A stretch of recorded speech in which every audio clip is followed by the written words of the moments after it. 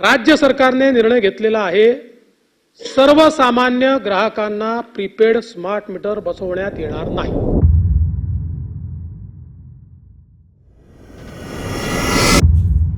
काल एक पुण्यातनं फोन आला होता।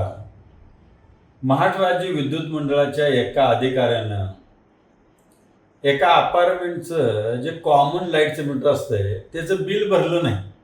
तो बिल भरायला लागलाय, तेवढ्यात त्यांनी त्याचं मीटरच काढलं आणि मीटर काढलं तोपर्यंत ह्यानं बिल पण भरलं आणि ते मीटर घेऊन गेले।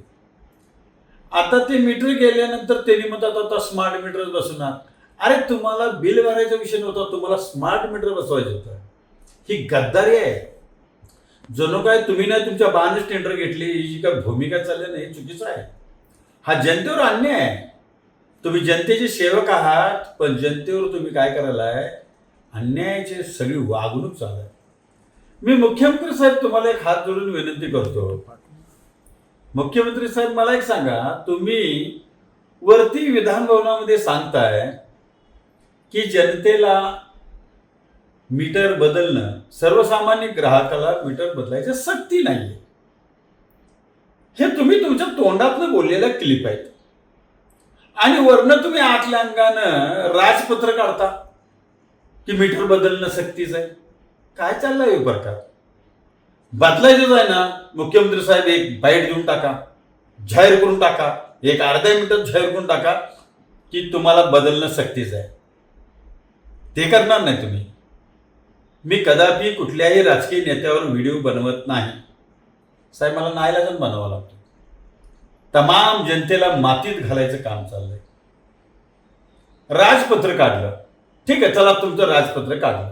राजपत्र मोठं की कायदा मोठा? कायदा मोठा। राजपत्र जर तुम्हाला दाखवायचं असेल तर कायदा रद्द करून घ्या, आणि कायदा रद्द करत नसाल तर राजपत्र चुलीत घाला। कायद्यापुढे राजपत्र चुलीतच घातलं पाहिजे, अन्यथा कायदा रद्द करा ना। दोन्हीकडे नाही करायचं कधी। मी तमाम विद्युत मंडळाच्या अधिकाऱ्यांना सांगतो, तुम्ही नागरिकांच्या मनाविरुद्ध वीज मीटर बदलू नका, अन्यथा मुख्यमंत्र्यांना कन्व्हिन्स करायला सांगा, अर्ध्या मिनिटाची बाईट देऊन टाका, गप गुमान महाराष्ट्रातील लोक बदलतील।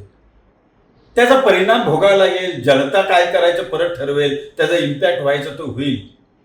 मुख्यमंत्री चुकले तर मुख्यमंत्र्यांना त्याचा इम्पॅक्ट होईल, त्रास त्यांना होईल, पण आपने एक बाहेरने करू नका। असं रोज एक नवीन विषय घेणं मी जनतेसाठी आपल्याला विनंती करतोय। आपण विनंती मान्य करावी मुख्यमंत्री साहेब, एवढीच माझी विनंती। धन्यवाद।